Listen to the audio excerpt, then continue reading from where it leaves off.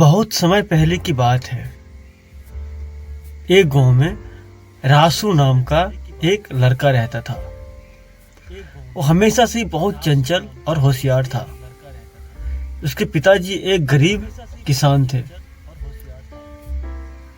वो अपने पिताजी का हर दुख दर्द हर चीज वो देखा हुआ था, लेकिन उसे विश्वास था अपने कर्म पे, अपने लगन पे। हमेशा वो मेहनत करता रहता था। उसे ये नहीं पता था कि मेरी मेहनत कब रंग लाएगी, लेकिन वो हमेशा मेहनत करता रहता था। जिस राज्य में वो रहता था, उस राज्य का राजा जो था बहुत ही ईमानदार, मेहनती और हर आदमी को एक बराबर नजर से देखता था। रासू का जो पिता था आनंद जी भी राजा बहुत पसंद करते थे, क्योंकि आनंद जी बहुत मेहनत करते थे अपने बेटा रासू को एक अच्छा इंसान बनाने के लिए। वो राजा जो थे वो हमेशा आनंद जी से कहते रहते थे, आनंद जी आपका बेटा एक न एक दिन इस राज्य पे राज करेगा। वक्त बीतता गया, समय गुजरता गया, आनंद जी बूढ़े हो गए और उनका बेटा रासू बदलते समय के अनुसार बड़ा हुआ। उसकी उम्र 22 साल के करीब हो गई। वही जो राजा थे, उनकी एक पुत्री थी निंदिया। निंदिया बहुत ही खूबसूरत, बहुत ही प्यारी, हर चीज से भरपूर थी। निंदिया रासू भी देखने सुनने में बहुत अच्छा था। एक ही नजर में उसे कोई भी पसंद कर लेता, लेकिन एक गरीब किसान का बेटा था। समय गुजरते गया, होते गया, बीतते गया। पहली मुलाकात निर्दया और रासू में हुई। जब निर्दया की नजर रासू पे गया, निर्दया देखती ही रह गई। रासू नहीं देखा, इसलिए नहीं देखा क्योंकि रासू जानता था कि हम एक गरीब किसान का बेटा है और एक राजा की बेटी है जो इस राज्य को संभालता है, देखता है। हम उसके तरफ कैसे देख सकते हैं। दोस्तों, बहुत ही इंटरेस्टिंग और रोमांचिक कहानी है। आप लोग जरूर सुनिएगा, बहुत मजा आने वाला है आप लोगों को। और हमारे चैनल को जरूर सब्सक्राइब कर लीजिएगा ऐसे ही धार्मिक कहानी सुनने के लिए।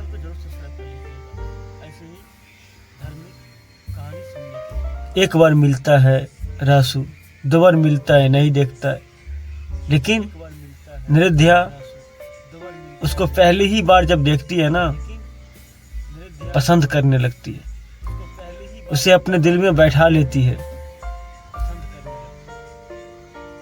निंदिया के अंदर बार बार इच्छा होता रहता है कि मैं रासू से मिलूं, रासू से मिलूं, लेकिन रासू के अंदर तो ऐसा कुछ होता नहीं, ऐसा तो कुछ होता नहीं है जो बार बार निंदिया के सामने जाएगा। वो तो जानता नहीं रहता है कि निंदिया मुझे पसंद करने लगी है, तो मुझे उसके सामने जाना चाहिए। कहाँ एक राजा जो इस राज्य को संभालता है, उसकी बेटी, और कहाँ एक गरीब किसान जो दिन रात मेहनत करके भी अपने घर परिवार का पूरा नहीं कर पाता, उसका बेटा रासू। दोनों का मिलाप होता है। एक दिन रासू अपने कॉलेज से वापस आता रहता है। निंदिया वहीं सैनिकों के साथ एक बाग में टहलती रहती है। रासू जब गुजरता है, निरध्या उसे रोक देती है। रासू रुकता है, निरध्या पूछती है, आपका नाम क्या है? रासू बोलता है, महारानी मेरा नाम रासू है। मैं इधर ही एक कॉलेज में पढ़ता हूँ। मेरे पिता का नाम आनंद है। हम लोग बहुत गरीब हैं। हमारे पिताजी ही पूरा मेहनत करके मुझे को पढ़ाया लिखाया। हर मेहनत मेरे पिताजी सिर्फ मेरे लिए ही करते हैं कि मैं आगे जाकर कुछ अच्छा बनूं, अपने परिवार का ध्यान रख सकूं। निरध्या महारानी जी इतना सुनते ही बहुत खुश हो जाती है, बहुत खुश हो जाती है और उससे आगे कुछ बोल नहीं पाती है। रासू वहां से अपने घर आ जाता है और बहुत खुश होता है कि इतने बड़े राज्य की जो संभालता है, जितने बड़े राज्य का जो राजा है, उसकी बेटी आज मुझे रोककर मेरे बारे में 2 शब्द मेरे को हमसे पूछा। बहुत खुश रहता है। उधर जो राजा की बेटी होती है निरध्या, वो दिन रात रासू के सपने में खो जाती है।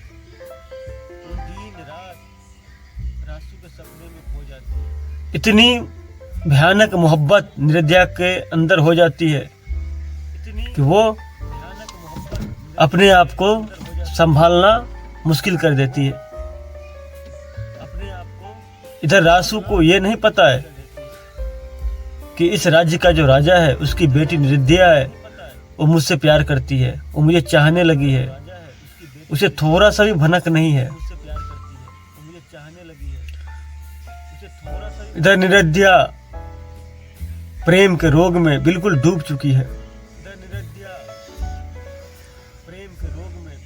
ऐसा होते होते काफी टाइम हो गया।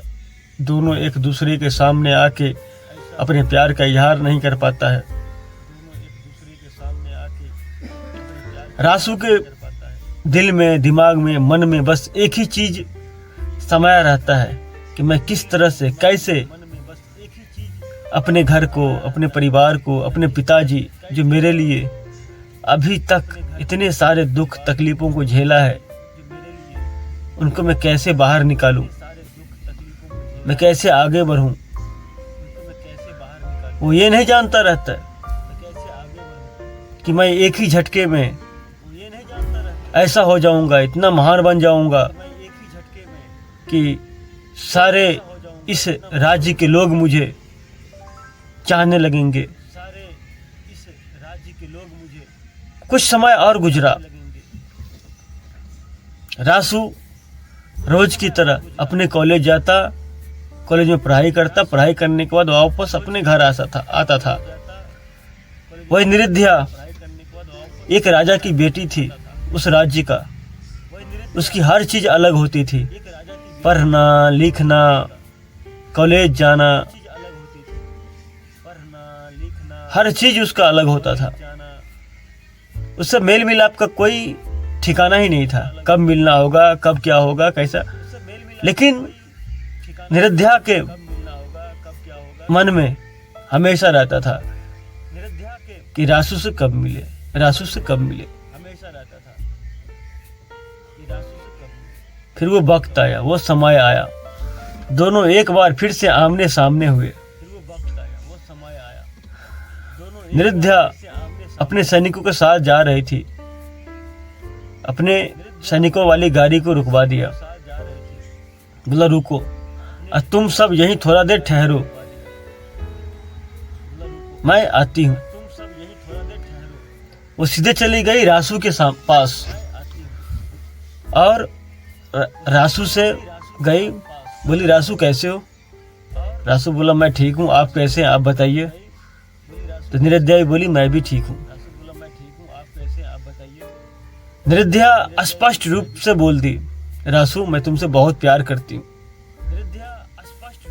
तुम जब मुझे पहली बार ही मिले थे ना, तब से मैं तुम्हें बहुत बहुत पसंद करने लगी हूँ। हर पल हर घड़ी बस तुमसे मिलने का ही मन करता रहता है, तुमको देखते ही रहने का मन करता रहता है। रासू ये बात सुनते ही एकदम पूरे सदमे में आ गया, वहां से जाने लगा। फिर निरुद्या बोली, रासू अगर तुमने मेरे को जवाब नहीं दिया तो मैं अपने आप को मार दूंगी। फिर रासू सामने में आया और उसके सामने में आया, बोली, मैडम, महारानी जी, आप ये कैसी बातें कर रही हैं?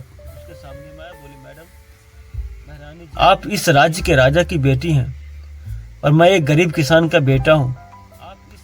हमारा सपना अलग है, आपका सपना अलग है। आपका और मेरा मेल कभी नहीं हो सकता है। बहुत ही दर्दनाक बातें रासू ने महारानी को बोल दिया, लेकिन महारानी जानती थी कि हम तो राजा की बेटी हैं, हम तो जो चाहेंगे वो हो जाएगा। बस बात क्या थी, आराध्या ने निरुद्या ने अपने पिता से जाके बोल दिया, पिताजी, अपने गांव का जो गरीब किसान है ना आनंद जी, मैं उसके बेटे रासू से बहुत प्यार करता हूँ, बहुत प्यार करती हूँ मैं उससे, उसके बिना मैं मर जाऊंगी। आपसे एक ही अनुरोध करता हूँ कि आप मेरा विवाह रासू से करवा दीजिए।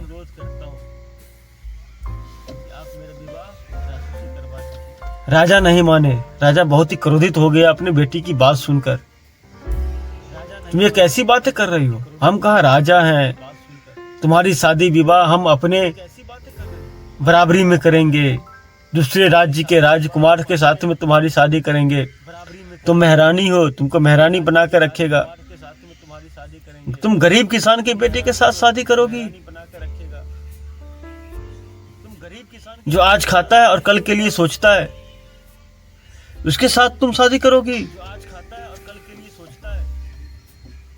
निरुद्या ने बोला, पिताजी,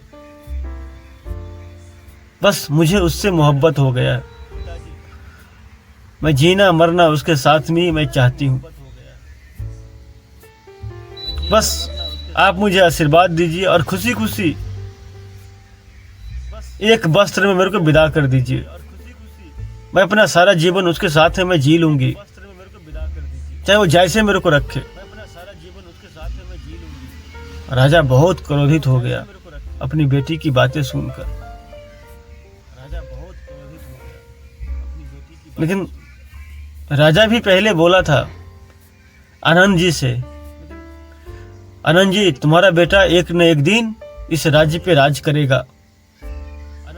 यह बात राजा को याद था, लेकिन ये नहीं राजा को मालूम था कि मेरी बेटी ही आनंद जी जो किसान है उसके बेटे के प्यार में इस कदर डूब जाएगी। दोस्तों, मालूम है वक्त गुजरते समय नहीं लगता, कब किसका वक्त बदल जाए और देखने वाले देखते ही रह जाए। बस बात कुछ ऐसा ही हुआ।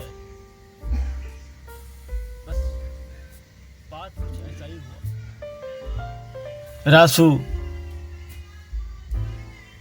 जो बिल्कुल अपने माता पिता के लिए के प्यार में खोया था, डूबा था, जब से वो निरुद्या की बात सुनी, क्या हो गया उसको पता नहीं, बिल्कुल उसके प्यार में डूबने लगा। उसकी बातें उसको याद आने लगा, जो बात निरुद्या ने उसको बोली वो बात उसके दिल दिमाग को चकाचौंध कर दिया।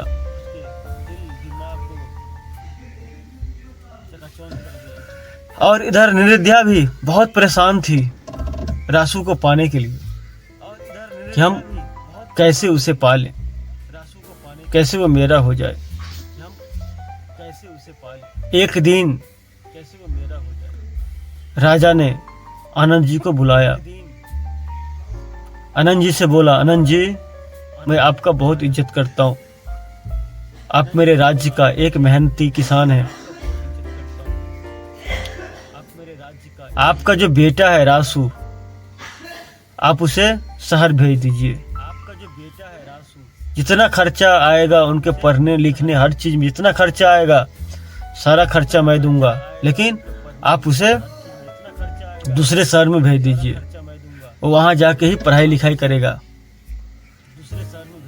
आनंद जी टूट सा गया।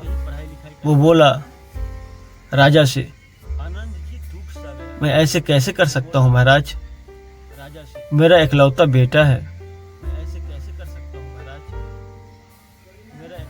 बचपन से मैंने उसे पाला है। एक पल के लिए मैं उसे अपनी नजरों से दूर नहीं होने दिया है। मैं कैसे उसे शहर भेज सकता हूँ? हम कैसे जिएंगे, हम कैसे रहेंगे?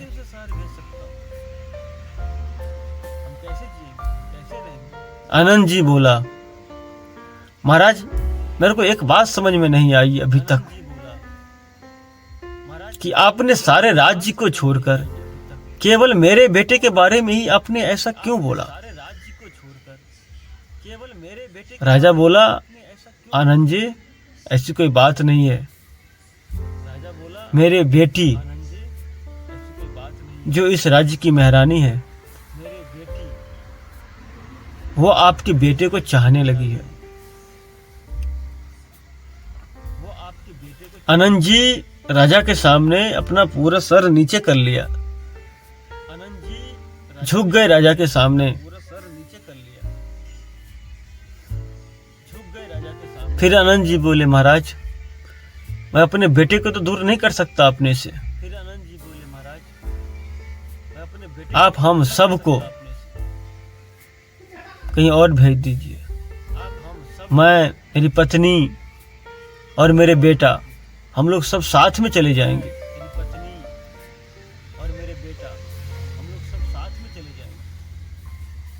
राजा बोला, ठीक है, जैसा तुम्हें अच्छा लगे तुम ऐसा करो।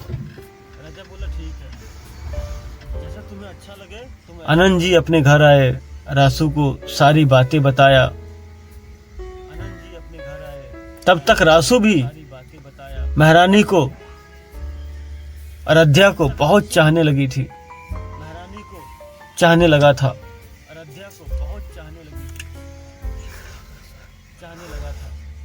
रासू बोला, पिताजी, जब बात पूरा छिड़ ही चुकी है तो हम जंग छिड़ेंगे। या तो सर झुकेगा या सर उठेगा, जो होगा पिताजी हम सब साथ में देखेंगे, हम कहीं नहीं जाएंगे। आनंद जी को भी अपने बेटे के ऊपर पूरा भरोसा था, पूरा विश्वास था। वो जानते थे कि मेरा बेटा कभी गलत नहीं था और न ही कभी गलत होगा। अब टक्कर हो गया, एक राजा में और एक गरीब किसान में।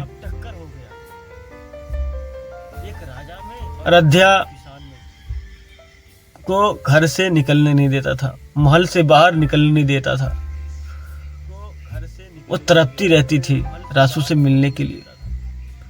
इधर रासू भी बेचैन हो गया था।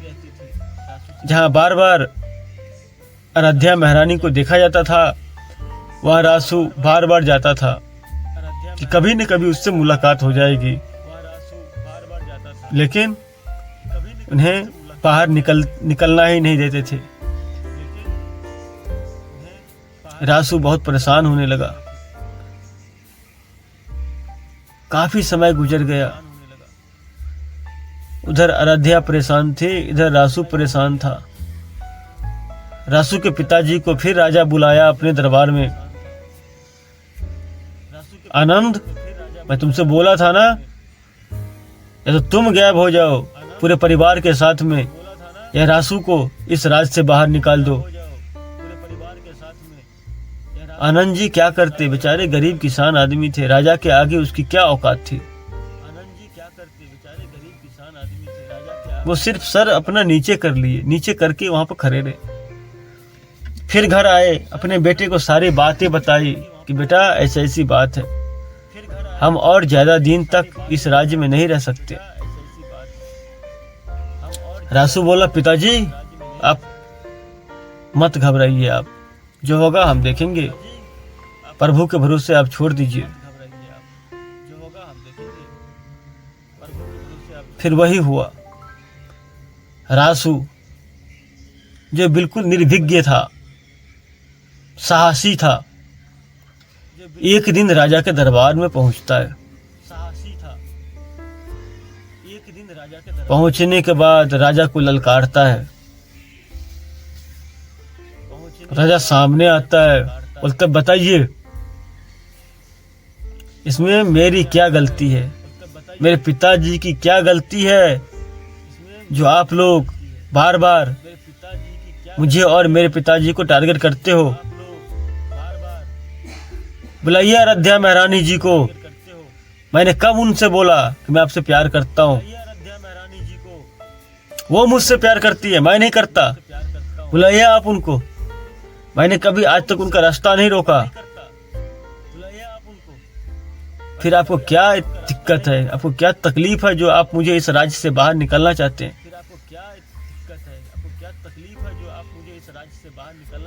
उधर आराध्या जैसे ही रासू की आवाज सुनी, दौड़ती हुई बाहर आ गई और सीधा रासू के गले लिपट कर रोने लगी। रासू, मैं तुम्हारे साथ हर दुख दर्द तकलीफ झेल लूंगी, लेकिन मैं तुमसे दूर नहीं रह सकती। अगर दूर हो गई तो मैं मर जाऊंगी। रासू बोला, आराध्या, निरध्या, कुछ भी हो जाए, हमारा तुम्हारा मिलाप कभी नहीं हो सकता। जैसा कि मैंने तुमको पहले ही बता दिया हूँ, तुम एक राजा की बेटी हो, मैं एक गरीब किसान की बेटी हूँ। हम दोनों का कभी मिलान नहीं हो सकता है। बस रासू थोड़ा आगे बढ़ा अपने घर जाने के लिए। फिर वापस आया, राजा से बोला, महाराज मेरा इसमें कोई कसूर नहीं है, आप बस हम पे एक कृपा कीजिए, मेरे घर वाले को, मेरे परिवार को परेशान मत कीजिए, हम लोगों को जीने दीजिए, सुकून से जीने दीजिए। मेरे पिताजी एक किसान है, पूरे दिन मेहनत करते हैं और रात को सुकून से 2 निवाला भोजन भी नहीं कर पाते हैं। प्लीज आप हम लोगों को परेशान मत कीजिए। रासू जाने लगता है, तभी राजा की आवाज आती है, रुक जाओ और वापस इधर आओ। कहीं न कहीं राजा अपने बेटी निरध्या की प्यार को देखकर टूट चुका था। वो रासू को बुलाया, रासू आया, बोला, बेटा मैं तुमसे बहुत खुश हूं, मैं तुमसे बहुत प्रसन्न हूं, मैं तुमसे अच्छा जीवन साथी मेरे बेटी के लिए और कोई नहीं हो सकता, और इस राज्य को संभालने के लिए तुम्हारे जैसे और कोई राजा नहीं हो सकता।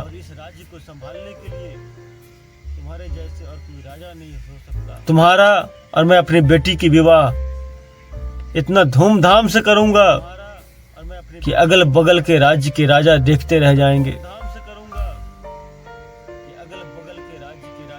मेरी बेटी तुमसे मोहब्बत करती है, बेइंतहा मोहब्बत करती है, बस इतना ही काफी है। तुम मेरे दामाद हो, आज के बाद ये राजमहल, ये सारा राज तुम्हारा है। रासू मन ही मन बहुत खुश होता है, बहुत खुश होता है। अपने घर जाता है, अपने पिताजी को सारी बातें बताता है। उसके पिताजी भी बहुत खुश होते हैं। कुछ ही दिनों के बाद राजा ने सारे राज्य में ऐलान करवा देते हैं कि उसके बेटी और रासू का शादी होने वाला है। राज्य के सभी लोग बहुत खुश हो जाते हैं। दोनों की शादी होती है। आनंद जी जो एक गरीब किसान होते हैं, उन्हें राज्य महल के अंदर एक बहुत बड़ा सिंहासन मिलता है, जहां वो जाके विराजमान करते हैं, बैठते हैं। दोस्तों, इस कहानी का मकसद केवल ये नहीं है कि आप किसी बड़े घराने के पीछे पड़ जाओ, इसके पास बहुत पैसा है, उसके पीछे आप पड़ जाओ। इस कहानी का मतलब, मकसद ये है कि आप अपने आप को ऐसा बनाओ, अपने आप को आप ऐसा बनाओ जो बड़े से बड़े आदमी को अच्छा लगे। आपकी चरित्र उसके अंदर भा जाए, वो आप पे कुछ भी करने को तैयार हो जाए। अपने आप को ऐसा बनाओ। दोस्तों, ये कहानी आपको अच्छी लगी या बुरी लगी, ये तुम्हें पता नहीं है। अच्छी लगी हो तब भी कमेंट कीजिए, अब बुरी लगी हो तब भी आप कमेंट कीजिए कि मैंने मिसमेंट कहाँ पे किया है। बस आपके सामने ये कहानी में लेके आया हूं। ठीक है दोस्तों, मिलते हैं किसी नई कहानी में। आप जो लोग भी मेरे चैनल में पहली बार आए हैं ना, चैनल को सब्सक्राइब करके बेल आइकन प्रेस कर लीजिए। हम ऐसी ही कहानी आप लोगों के लिए लगातार लेके आते रहेंगे। धन्यवाद।